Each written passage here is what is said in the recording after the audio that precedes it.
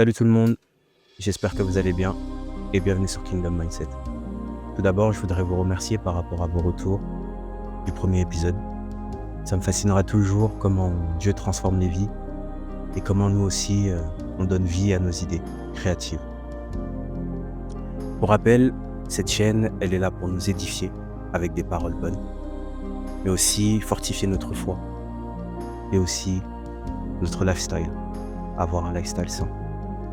Aujourd'hui, j'ai l'honneur d'accueillir un des représentants de mon église qui, franchement, par rapport à ma reconstruction cette saison, m'aide beaucoup avec ses enseignements. Et j'ai l'honneur d'accueillir Piou de On est Créa.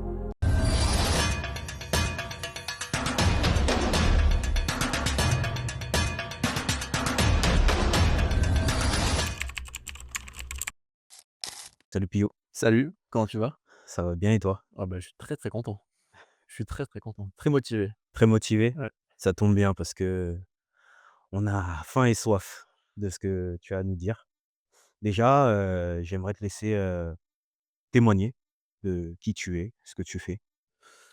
Écoute, je m'appelle Piou, j'ai 38 ans, je suis marié, 3 enfants, donc voilà, je suis né moi au Pays basque, mais j'ai déménagé après à Paris, vers mes 18-19 ans. J'ai vécu 10 ans à Paris OK. et puis après avec ma femme, on est partis vivre 2 ans aux Pays-Bas et depuis 2017, on est sur Bordeaux. Donc moi je suis né dans une famille chrétienne. OK, Donc j'ai fait ma propre expérience avec Jésus quand j'avais, 14-15 ans dans une colo de vacances, d'accord. paumé dans le Massif central, dans des tentes, enfin le truc pas très sexy, mais sang de dingue, une soirée de louanges et j'ai donné ma vie à Jésus et bon, à 15 ans, on connaît pas la vie, mais j'ai fait ce choix-là et après, bah, la vie, je suis pas parfait, mais j'ai toujours, Dieu m'a toujours, on va dire protégé de plein de choses, je pense. OK. Et j'ai très vite fait, mon chemin avec Dieu, à partir de cet âge-là et comme mes parents étaient, investis à fond dans l'église, j'ai tout de suite aussi été investi dans l'église, que ça soit dans la musique, parce que je suis musicien de base, donc à fond la musique, puis après, un petit peu la sonorisation et puis après un peu la batterie, enfin plein de choses comme ça, donc j'ai toujours servi à fond dans l'église. Quand je suis monté à Paris, j'ai intégré aussi une grande église où j'ai pu servir aussi très rapidement, pendant 10 ans, où j'ai beaucoup appris sur, le leadership. J'ai pu, heu, leader des équipes telles que la production, l'équipe vidéo, la louange, des choses comme ça. Puis après avec ma femme, on a pris le rôle de leader des groupes de jeunes. OK. Donc beaucoup d'années d'expérience, beaucoup, beaucoup d'années d'expérience. Après on a fait 2 ans aux Pays-Bas et puis on est arrivé sur Bordeaux en 2017. Et donc depuis 2017, voilà, je suis directeur créatif, sur Bordeaux, dans une église et c'est pareil, énormément d'apprentissage, énormément de développement, des équipes, tout autour de la créativité, parce que voilà, je suis directeur créatif, mais directeur créatif dans une église. Ouais, ça n'a rien à voir avec, pour moi, directeur créatif, dans le monde séculier, parce que mon premier but, mon premier rôle, bah, c'est de faire des disciples dans la créativité, c'est de permettre aux gens, qui ont des dons et des talents de les exprimer pour Dieu dans l'église et de manière la plus professionnelle possible, la plus qualitative possible pour que vraiment la forme soit belle et soit au service du fond. Donc c'est OK. ce que je fais depuis, 8 ans maintenant sur Bordeaux. Et je pense qu'il y a vraiment des fruits, je suis vraiment content. J'apprends beaucoup des gens, j'essaie de transmettre aussi pas mal de choses. Heu, donc voilà, on fait des événements, on crée des événements, on travaille beaucoup dans l'ombre pour avoir des événements qui sont visibles, pendant quelques heures. C'est beaucoup travaillé en amont. C'est vraiment l'image de l'iceberg, c'est réellement ça. Ouais. Les gens voient que la belle partie sur les réseaux sociaux en disant: «Oh, c'est beau ce que vous faites». Ils savent pas ce qui se passe derrière pour en arriver là. C'est déjà des années d'expérience, puis c'est beaucoup de travail des semaines avant. Hein, beaucoup de problématiques, humaines, relationnelles, techniques, artistiques, logistiques. Voilà, c'est la vie d'un métier, mais on en arrive à faire des choses qui marquent les gens et ça, je kiffe. OK. C'est l'idée, c'est de refléter vraiment le message de Dieu, le message de Jésus au travers de nous, notre art, la créativité, la technique, la technologie, et que vraiment le message que le pasteur va apporter, nous, on puisse l'envelopper dans une forme qui va être encore plus belle et qui va l'amplifier et qui va pouvoir aller, n'importe où grâce, aux réseaux sociaux, quoi. OK, d'accord. Et c'est à quel moment que tu as compris ça, que tu avais un potentiel et qu'on allait, faire appel à tes services, en fait, créatifs? C'est au fur et à mesure, je l'ai pas vu venir pour être très honnête. OK. Je l'ai pas vu venir parce que, bah, depuis que je suis en âge de servir et de pouvoir commencer déjà à transmettre certaines choses, hem, J'ai pas réfléchi, je l'ai fait. J'ai toujours fait quand j'avais à peine, je sais pas, peut-être, 25 ans. J'étais à Paris et j'avais déjà des petits jeunes qui étaient avec moi qui avaient, 17-18, même plus jeunes, qui savaient pas trop quoi faire de leur vie et tout de suite, je les ai embarqués dans les équipes lumière, dans les équipes son, dans les équipes vidéo, peu importe et je leur disais: «Bah, plutôt que de rien faire le dimanche, viens». «Ouais, mais je sais pas». «Beh, moi je sais, viens. Te pose pas de questions, tu viens et je vais t'apprendre, les bases de ce que je sais moi en lumière». Je suis pas un génie de la lumière, mais en tout cas, j'aime beaucoup la lumière, mais techniquement, je suis vraiment pas, un super bon technicien. Mais en tout cas, je sais ce que je veux et ce que je veux pas, donc je lui dis: «Voilà, bats-toi, apprends, nin nin» et puis au final, j'ai réalisé que ces gars-là et ces filles-là, elles aimaient vraiment, servir, mais si on les avait pas poussées et jetées dans le truc, elles l'auraient pas fait et donc j'ai continué à faire ça pendant des années et des années. Ça fait maintenant plus de 15 ans. OK. Donc c'est sûr qu'en 15 ans, je l'ai pas vu venir et à la fois quand je me retourne, je me dis: «Bah, c'est un peu normal» parce que j'ai cette réputation aussi de faire plein de créativité dans les événements, dans l'événementiel, et c'est sûr que, bah, les gens aiment bien faire des événements avec moi parce qu'ils savent qu'on va vraiment travailler la créativité, qu'on va aller chercher des idées au fond de nos têtes et qu'on va vraiment se battre pour quelque chose de nouveau, quelque chose de frais, quelque chose de différent, quelque chose qui a jamais été fait, toujours en mettant les gens en premier. Il y a toute cette réputation et je pense que depuis quelques années, surtout post-Covid, je pense que ça a amplifié. Il y a un vrai besoin. Je pense que les gens, ils ont vraiment envie, ils ont besoin, ils ont envie d'exprimer leurs dons et leurs talents dans l'église. Ils ont pas envie forcément d'aller le faire dans les séculiers, mais ils ont envie, ils sont fiers de leur église, ils sont fiers de leur projet d'église et ils veulent, embellir la forme, ils veulent professionnaliser la forme parce que ça a été mon métier. J'ai travaillé pendant plus de 10 ans dans la télé, Oui. en tant que technicien vidéo, donc il y a toute une expérience quand même dans le monde séculier, dans une énorme boîte où j'ai vraiment appris des choses, vraiment, top et le métier pro, par excellence et à la fois plus de 15 ans d'église aussi à servir, à installer des scènes à droite à gauche pendant 15 ans. Donc il y a toute cette expérience qui fait que derrière, bah, si moi je peux partager, transmettre, certaines informations et certains conseils, certaines idées qui peuvent, permettre aux gens d'accélérer le processus et de pas attendre 3 ans, mais qu'en 3 semaines parce qu'on a pu passer du temps ensemble. Voilà, je fais du coaching, je fais du consulting, je fais toutes ces choses-là qui permettent pour moi, mon but, c'est que les gens, je leur f le la timeline, tu vois? Brrr, elle se réduit parce que, en fait, en parlant pendant 2 heures ensemble, ils ont réalisé plein de trucs que peut-être ils auraient réalisé dans 2 ans. Ouais. Sauf que, bah, moi, j'ai 15 ans d'expérience, donc il y a certaines choses que j'ai acquises, heu, qui font que je me permets maintenant de donner mon avis. Je dis pas que j'ai raison, mais en tout cas, je donne mon avis.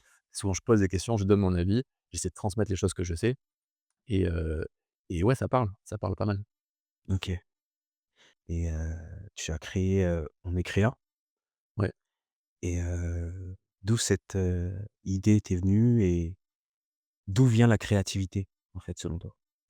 Heu, la créativité, la Bible, elle commence par: «Au commencement, Dieu créa». OK.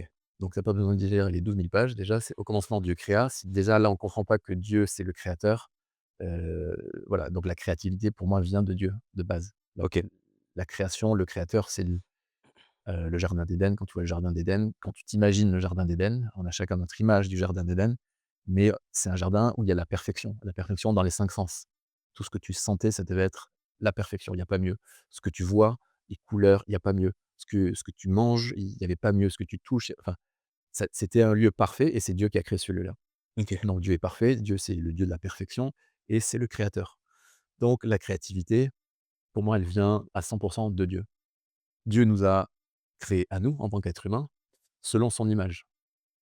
Donc logiquement, nous sommes ses fils et ses filles. C'est notre papa et donc vu que nous sommes ses fils et ses filles, bah, notre ADN, notre héritage, nous vient de notre papa Mmh. et donc comme notre papa est le créateur, bah, moi je suis convaincu que dans l'ADN, dans notre sang, coule de la créativité sur toutes les personnes de la planète. C'est juste que la créativité pour beaucoup, beaucoup, beaucoup de gens, c'est vraiment un stéréotype. C'est genre, c'est les artistes, c'est les musiciens. À l'église, c'est, le vidéaste, celui qui fait des super photos, c'est des créatifs. Celui qui fait de la peinture, sur des toiles, voilà, lui alors que absolument pas. La créativité, c'est tout le monde a de la créativité. Tu peux être à la comptabilité, tu peux être, femme de ménage, tu peux être, heu, un financier de haut vol, tu as de la créativité. Donc c'est tout ce que j'essaie d'enseigner, c'est que la créativité, c'est un style de vie. La créativité, c'est quelque chose que tu développes au quotidien quand tu es conscient que Dieu t'a créé avec de la créativité. Et le gros problème, c'est que les gens ne sont pas conscients que Dieu les a créés avec de la créativité, puisque c'est le Dieu créateur et que nous sommes ses fils et ses filles. En fait, il y a pas de débat. Mmh mh. Il y a pas de: «Oui, non, mais moi je suis pas créatif». Mais en fait, je te demande pas ton avis. Genre, c'est écrit, c'est C1 + 1 = 2, tu es créatif. Le job, le travail, le mindset à débloquer, c'est que il faut que je comprenne ça. Il faut le comprendre. Mais par contre, une fois que c'est compris, c'est une révélation et une fois qu'il y a cette révélation, il y a tout un travail de développement, mais le job est fait.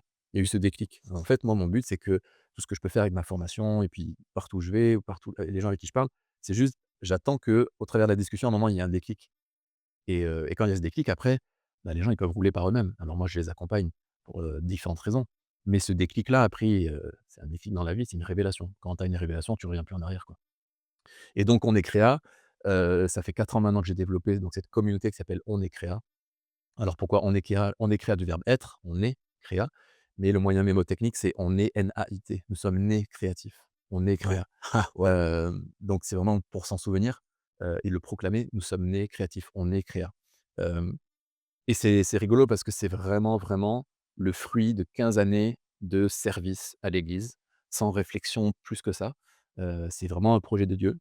J'ai jamais rêvé, on est créa, j'ai jamais prié un jour pour avoir une communauté de créatifs à travers, la francophonie. Jamais prié pour ça. C'est vraiment une idée que Dieu m'a donnée.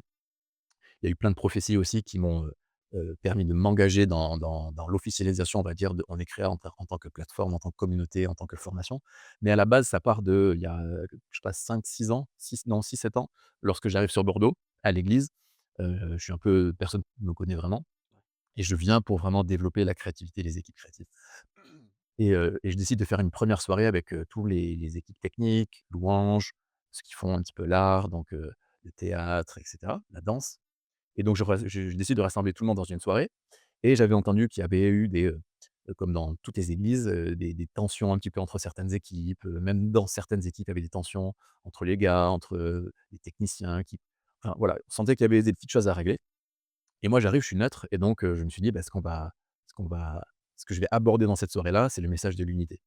En OK. gros, c'est le message de l'unité et donc j'ai commencé direct assez cash, ils me connaissaient pas mais je suis arrivé avec des idées un petit peu trash pour cette église et donc je sais pas, on était une centaine de personnes.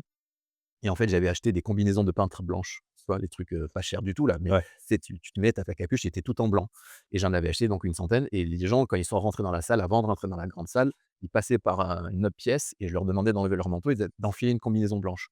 Donc déjà, ils se sont dit: «C'est qui ce gars? Niveau qu'on comprenait pas. On vient à une soirée un jeudi soir et en plus, il faut qu'on se mette» ils comprenaient pas et j'ai fait volontairement, j'avais pas expliqué le truc et on se retrouve dans la salle, j'avais mis de la lumière blanche partout, j'avais mis de la fumée, j'avais mis du gros son et tout le monde était en blanc. C'est-à-dire, c'était surréaliste. Tu rentres dans la salle, une soirée des équipes techniques de l'église, tout le monde en blanc avec du gros son, des lumières blanches. C'était, il y en a Ça devait certains, être ils étaient, ils s tu sens qu'ils se posaient la question et c'est ce que j'aime parce que moi j'avais un message derrière, tu vois? J'avais un message à transmettre, mais tu attises la curiosité et donc ça, c'était cool et en fait, bah, ce que j'ai pu apporter, c'est le fait que, regardez-vous tous, en fait, on est tous pareils. Il mmh, y a pas le pasteur de louange, il y a pas, le petit technicien qui vient d'arriver, il y a pas, Dan Huitaine. En fait, devant Dieu, on est tous pareils. ouais, Donc on va partir sur cette nouvelle direction de l'unité c'est ça.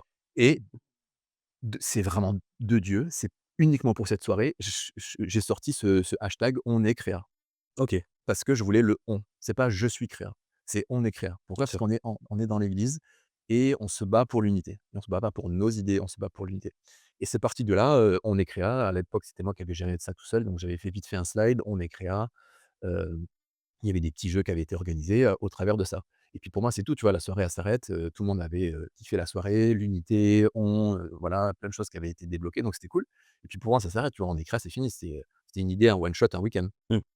Bon, bah, voilà, maintenant, ça fait plus de 4 ans, il y a plus de 150 personnes qui ont suivi la formation, ça continue, il y a plein d'idées, j'ai plein de projets, il y a plein de choses qui se préparent. C'est une communauté, je pense, où il y a un vrai besoin des gens de se raccrocher à cette communauté. Mais, ça part pas de genre il y a 10 ans, j'ai un rêve, un jour je créerai un truc, ça part pas du tout de ça. Ça part d'une simple soirée où j'ai mis Dieu en premier, où je sers les gens pour essayer de créer vraiment l'unité dans l'église. Il y a pas l'équipe son, il y a pas l'équipe lumière, il y a pas l'équipe graphiste. En fait, on est tous ensemble. Il faut structurer parce que sinon c'est compliqué d'avancer. Mais devant Dieu, on est tous ensemble. Il y a C'est pas ça. de lui il a ci, lui il fait ça, puis lui il vient de commencer, puis lui c'est un professionnel. Devant Dieu, on est tous pareils. Tu regardes pas ce qu'on fait, regarde Exactement, comment on le fait. exactement. Donc une fois que j'avais apporté ça, On écrit a été sorti, mais je savais pas que ça allait donner ce que ça donne maintenant, quoi. OK et quelles seraient les valeurs, en fait, de On est Créa, qu'on pourrait utiliser au quotidien? Parce que vu comment tu nous parles, la créativité, en fait, c'est incontournable. Ah bah, oui, oui, c'est incontournable parce que c'est en nous. Et ce qui est triste, c'est que les gens ne réalisent pas que c'est un don de Dieu. Et pour moi, la créativité, c'est un style de vie qui rend pas la vie plus facile, mais qui rend la vie plus belle. Donc on va pas en parler là parce qu'il y a pas le temps, mais j'ai plein de modules, j'ai plein de partages sur la créativité dans les relations. Ça change une vie. Quand tu réalises que dans tes relations, tu peux être créatif, c'est pour ça que ça a rien à voir être avec guitariste, batteur ou quoi que ce soit. C'est en nous. Et donc dans tous les aspects de ta vie, tu peux intégrer la créativité. Dans les actes, dans la manière de faire, dans la manière d'être et dans les relations, c'est incroyable et c'est pour ça que la communauté On est créa, j'ai voulu il y a les valeurs, il y en a des centaines des valeurs qu'on veut tous et je pense qu'on les a tous à peu près à certains niveaux, Bien sûr. mais il y a 5 valeurs qui sont pour moi fondatrices de cette communauté On est créa et c'est quand je dis c'est fondatrice de On est créa, au final, c'est ce que moi je cherche aussi à développer dans ma vie personnelle, dans ma vie de famille, avec mes enfants. C'est ces 5 valeurs-là et ces 5 valeurs-là, pour moi, sont, fondatrices pour toute la communauté On est créa, pour ce mouvement On est créa et bien plus. Je pense que si tous les créatifs dans les églises mettent ces 5 valeurs, vraiment en priorité, dimanche après dimanche, service après service, je pense qu'on peut vraiment révolutionner, l'image des créatifs dans les églises. Ça peut être aussi, même ceux qui vont pas à l'église. Ah, ça peut être, en fait, c'est des valeurs qui sont, pour tout le monde, ça c'est sûr. Ce qui est intéressant, c'est de comprendre pourquoi c'est ces valeurs-là, tu vois? OK. Dans mes valeurs, il y a pas la gentillesse, alors que je veux que les gens soient gentils. Mais c'est 5 valeurs qui sont vraiment aussi basées, c'est des valeurs que tout le monde peut appliquer, mais qui sont vraiment basées aussi sur la parole et qui sont des valeurs du royaume aussi. C'est ça qui pour moi est important. Donc, OK. la première valeur, c'est le respect. Je pense qu'il y a besoin de respect. Je pense que encore une fois, dans la société actuelle, le respect se perd beaucoup. Quand tu vois, certains jeunes, comment ils parlent à des policiers ou enfin, en général, quand tu vois les plateaux télé, les politiques, tu sens qu'il y a plus du respect. Le vrai respect comme, on l'a pu, le voir avec nos grands-parents, quoi que ce soit. Ce respect, je pense que c'est vraiment quelque chose qui se perd et donc dans l'église, c'est normal d'avoir du respect, mais dans l'église, il y a des gens aussi de la société, donc ça peut aussi se perdre dans l'église et donc en tant que créatif, je pense qu'on doit vraiment mettre, la valeur du respect en numéro, 5, enfin dans les 5 plus grosses valeurs. En 2, il y a l'honneur. OK, je pense que c'est important d'honorer. Honore ton père, honore ta mère, ça c'est tu vois, c'est dans la Bible. Il y a vraiment cette valeur-là d'honorer. Honorer, c'est vraiment considérer aussi la personne qui est devant toi comme plus haut que toi. C'est vraiment, aimer les gens, bénir les gens, rendre des services aux gens, honorer ton leader, honorer ton pasteur, être sûr qu'il a besoin de rien et s'il a besoin de quelque chose, bah, tu vas l'honorer, tu vas le faire pour lui, dans l'ombre, sans qu'on te voie. Mais honorer les gens même s'ils ont fait un travail pour toi qui est pas top, bah, tu les honores quand même parce qu'ils ont quand même passé du temps. On ne cherche pas juste le résultat, on cherche l'attitude des gens. Donc honorer les gens constamment apporte vraiment une culture, une atmosphère qui est extrêmement bonne et saine, tu vois? La fidélité, c'est pareil, ça se perd dans le séculier, mais même dans l'église malheureusement. Heu, donc ça, c'est une valeur qui pour moi, je veux continuer à la mettre, dans le top parce que quand on sert dans l'église, on sert avec fidélité. Pareil, c'est biblique que ton oui, que ton non soit non. Quand tu t'engages à quelque chose, tu t'es engagé. Donc soyons des hommes et des femmes de parole, et quand on sert dans l'église, parce que, bah, je le vois de plus en plus, je vais faire de la vidéo et puis au bout de 6 mois: «Ouais, c'était bien, mais maintenant j'aimerais aller faire, l'enfance ou faire l'accueil». Et moi, j'ai passé 6 mois à être formé et tu as compris comment ça fonctionnait, nin et puis au bout de tout le temps qu'on a passé à investir en toi, ce qui est normal, mais et au bout de 6 mois, la personne, elle veut faire autre chose. Moi, je connais des gens, ça fait 20 ans qu'ils servent dans la même équipe.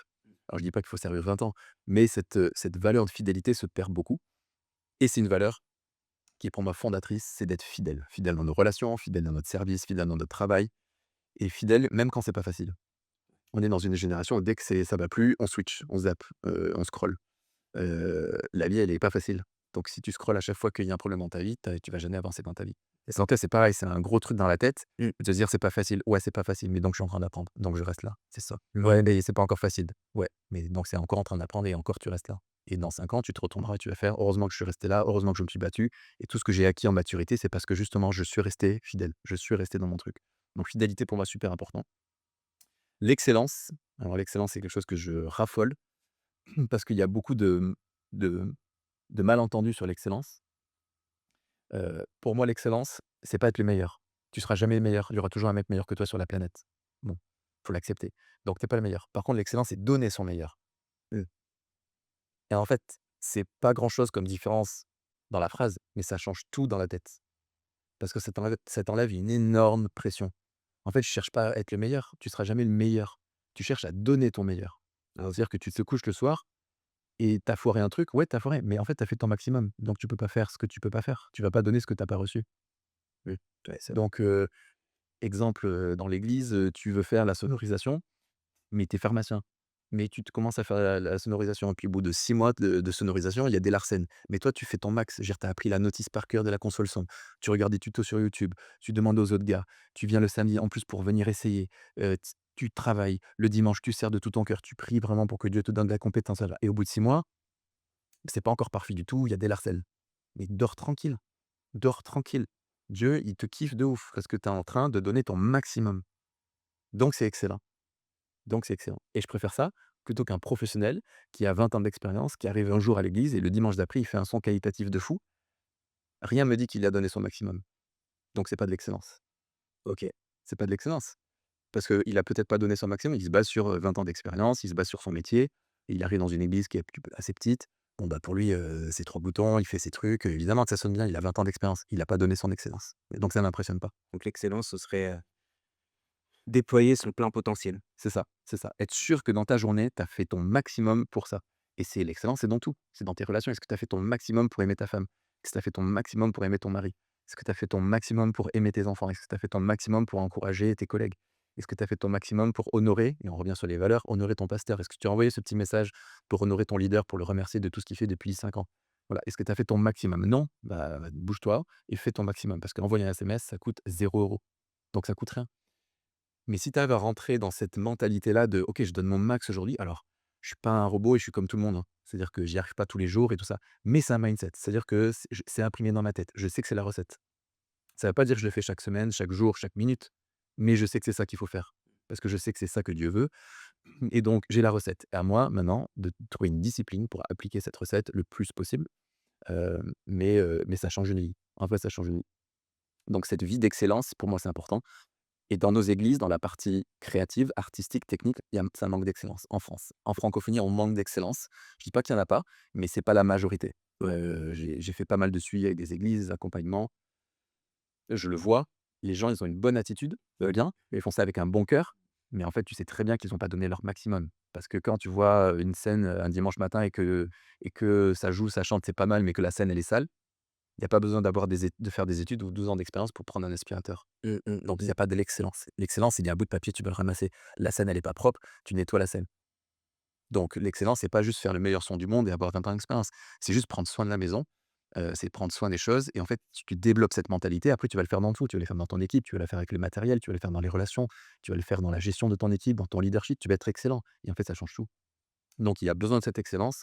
C'est pour ça que ça fait partie des valeurs qui sont vraiment au top et la dernière, évidemment, la créativité. Si on est créa, il y avait pas la valeur de la créativité, il faudrait que je rentre chez moi. Donc la créativité, c'est sûr que moi, ça drive ma vie depuis que j'ai capté ça et comme je suis convaincu que tout le monde a la créativité, bah, je pense que je vais passer ma vie à dire aux gens: «Tu as de la créativité, on va travailler ensemble pour que tu le comprennes, que tu le développes et que tu fasses une vie, pas plus facile, mais plus belle grâce à la créativité». Bien sûr. Donc voilà, 5 valeurs là pour moi: respect, honneur, fidélité, excellence, créativité. Demain, on applique tout ça dans nos vies, au moins 1 heure par jour, notre vie elle change à tous, hein. C'est pas facile, mais on a la recette. C'est ce que j'allais dire, si tu avais un petit exemple, qu'on pourrait justement utiliser, toutes ces valeurs, dans notre vie, quotidien. Basique, dans notre journée basique. Bah, dans notre journée basique, moi, c'est les relations. C'est-à-dire que si Dieu, il avait voulu qu'on ait chacun notre terre, il aurait créé 7 milliards de terres. On aurait chacun la nôtre. Il a créé une terre, on est tous dessus. Donc on est obligé d'être en relation avec des gens, d'une manière ou d'une autre. On n'est pas sur une île déserte, seul au monde. Donc même si on veut pas, on est obligé d'aller acheter à manger, on est obligé de répondre au téléphone à quelqu'un, on est obligé de peut-être voir quelqu'un pour aller à la mairie pour un passeport, je sais pas, mais on est obligé. Puis il y a d'autres gens, ils ont la famille, le travail, l'église, ils voient, 400 personnes, par semaine. Donc on est tous dans la relation. Donc si dans les relations, on arrive à intégrer de la créativité avec de la sagesse, bah, notre vie va changer. Notre vie quotidienne, matin, midi, soir change parce que le matin, tu te réveilles, tu as tes enfants, mais comment tu es avec tes enfants? Est-ce que tu râles parce que nanana ou est-ce que tu essaies d'être créatif? Et donc je me base sur Les 5 langages de l'amour, qui est un livre que tout le monde doit lire, de Gary Chapman, qui t'explique comment toi tu aimes être aimé et qui t'explique comment tu dois aimer les autres. Parce qu'il t'explique que tu as 5 langages de l'amour, on a tous les 5, mais on a tous un différent niveau des 5 langages. Et quand tu comprends comment toi tu es, ce que tu aimes vraiment, la manière dont tu aimes être aimé, déjà c'est un grand point dans ta vie. Ouais. Et le next step, c'est de comprendre comment l'autre a besoin d'être aimé. Parce que souvent on aime les gens comme nous on aurait envie d'être aimé. C'est-à-dire que moi, je vais passer du temps avec toi, je vais vouloir passer beaucoup de temps avec toi parce qu'en fait, moi, c'est ce que j'aime. Sauf que toi, c'est juste les cadeaux que tu kiffes. En un, c'est les cadeaux. Toi, tu es vraiment une personne, quand on t'offre un cadeau, c'est genre, ça peut te changer ta semaine. Sauf que moi, ça, je le sais pas. Et moi, ce que j'aime, c'est passer du temps ensemble, du temps de qualité. On va marcher ensemble, j'aime traîner avec toi, viens à la maison, on mange, on passe du temps. Et moi, je kiffe ça. Et toi, t'aimes ça, mais encore, il veut que je le voie. Et en fait, je suis en train d'essayer de te montrer de l'amour, Mmh. mais le message, il est pas perçu, il est pas bien reçu parce qu'en fait, c'est pas ça ton langage. On parle pas le même langage. C'est ça. Et moi, j'aimerais que tu parles mon langage, mais c'est pas fait comme ça. Donc le job, c'est de comprendre comment l'autre fonctionne. Et quand je vais comprendre que toi, tu es en mode cadeau, bah, je vais t'inviter chez moi, on va passer du temps, donc je suis content. Mais je sais qu'à chaque fois que tu viens, je te fais un petit cadeau. Mais un petit truc, je ne te parle pas de faire des cadeaux à 300 balles, mais une attention, un petit truc. Et je sais que ça, toi, ça te parle de ouf. Et en fait, quand tu vis une vie comme ça avec ta famille, avec tes collègues, avec tes gens de l'église, avec ton leader, avec ton pasteur, avec n'importe qui, c'est génial. Et quand tu arrives à intégrer ça avec les gens avec qui la vie n'est pas simple, parce que bah, dans ta famille, peut-être tu as des relations qui sont pas simples, au boulot, tu as peut-être des collègues, c'est une catastrophe, c'est pourri, ça te brûle l'intérieur tellement tu vis voilà, des choses horribles avec tes collègues, mais tu as pas le choix là. Quand tu arrives avec l'aide de Dieu, hein, parce que c'est pas naturel, hein, mais quand tu arrives à intégrer cette créativité dans tes relations avec des gens parce que c'est facile d'aimer les gens que tu aimes. Bien sûr, ouais. Et c'est Être chrétien, c'est facile. pas aimer celui que tu aimes. Être chrétien, c'est aimer celui que tu as pas envie d'aimer. Bien sûr. Donc quand tu arrives à aimer cette personne qui vraiment te pourrit depuis des années ou qui vraiment te rend pas bien ou crache sur toi, enfin bon, et que tu dis: «OK, je vais aimer cette personne, mais je vais faire comment?» Bah, utilise les 5 langages de l'amour, utilise la créativité, demande à Dieu de la sagesse. Ça va pas prendre, 2 jours, ça va peut-être prendre longtemps. Mais tu es dans un processus, encore une fois, on a la recette. Donc tu as la recette et maintenant il faut l'appliquer, il faut cuisiner, ça prend du temps, mais le plat ne peut que être bon. Le plat ne peut que être bon. Donc ces valeurs-là, dans une journée classique, tu te lèves le matin, tu vois tes enfants, puis après tu pars au boulot et puis le soir, tu as une réunion d'église. Si tu es, fidèle, si tu respectes les gens, si tu honores les gens avec qui tu vas voir, et que tu es excellent dans tout ce que tu fais et qu'en plus de ça, c'est le summum, c'est la cerise sur le gâteau, tout ça est saupoudré de créativité, bah, tu deviens une personne avec qui les gens, ils aiment traîner. Tu as des valeurs qui sont saines, tu essaies d'amener plus de l'amour que de la guerre. Je dis pas que c'est simple, hein, encore une fois, c'est difficile, mais on a la recette. Incroyable. On a la recette. Ah, on voit vraiment que Dieu t'utilise. Ça fait plaisir, ça fait plaisir. Et bah, en mot de la fin, qu'est-ce que tu aimerais dire aux gens qui sont pas forcément chrétiens, heu, qui se disent, «Ouais, heu je suis par rapport à la religion, par rapport à mes relations avec Dieu, ils savent pas trop où se situer». Qu'est-ce que tu pourrais leur conseiller? Mmh. Tu connais ce truc-là, on est la somme des 5 personnes qui nous entourent le plus Ouais, dans une semaine.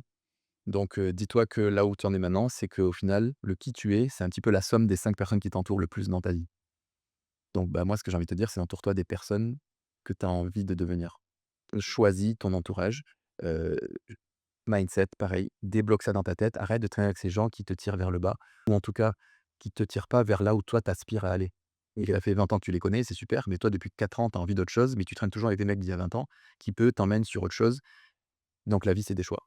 Et chrétien ou pas chrétien, même chrétien parce que Dieu nous laisse libres aussi et on est libre de nos choix. Tu es libre avec qui? Tu es libre de tes amis, tu voilà, on le dit, hein, la famille, on la choisit pas, mais les amis, on les choisit.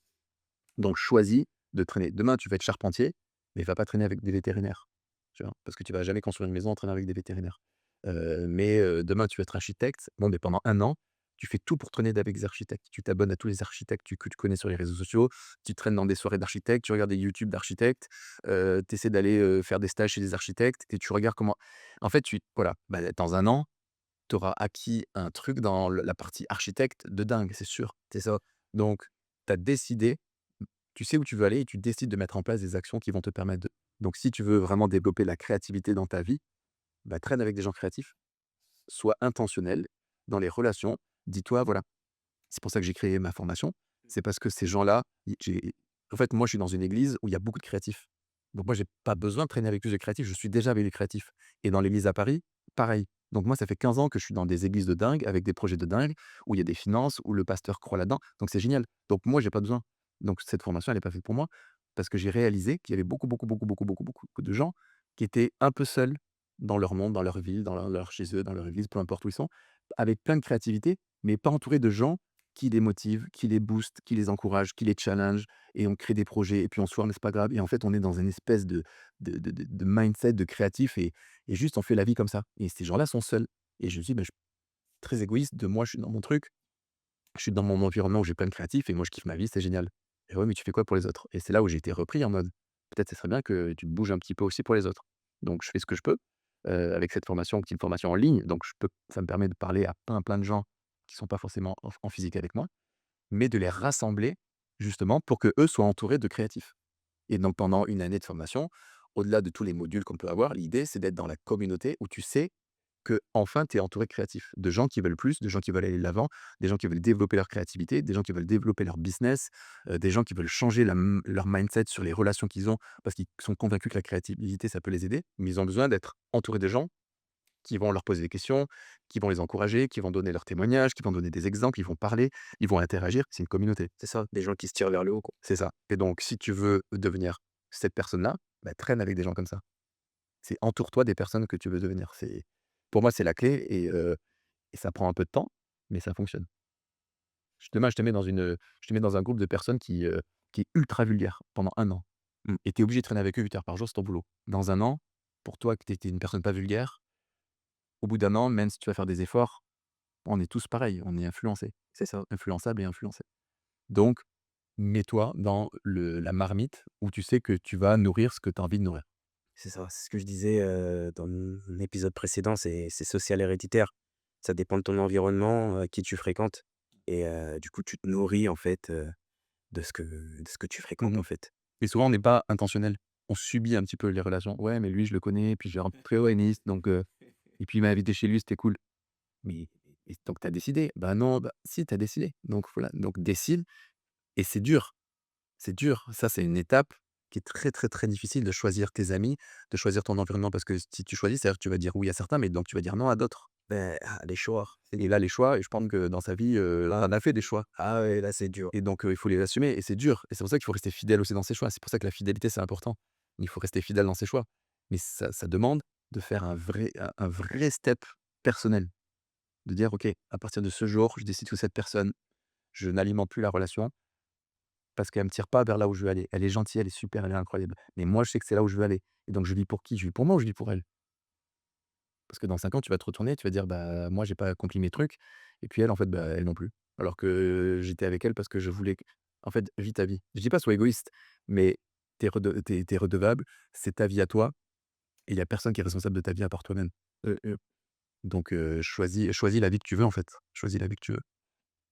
OK, bah, écoute, c'était incroyable, incroyable, tout ce savoir, tout ce que tu nous as enseigné et bah, je remercie Dieu déjà que tu sois venu et je vais clôturer, en vous disant que faut pas oublier que c'est Dieu qui nous a créés, qu'on est des créatures merveilleuses et que l'ennemi, en fait, il va venir vous chercher dans votre cerveau, vos pensées et vous dire: «Vous êtes pas capable de faire ci ou de faire cela» et il faut lui rappeler en tout cas que tout a été accompli, hem, en marchant nous on marche avec Jésus-Christ qui est notre Seigneur et Sauveur et bien sûr, on ne doute pas qu'on a le potentiel qu'on mérite déjà en nous.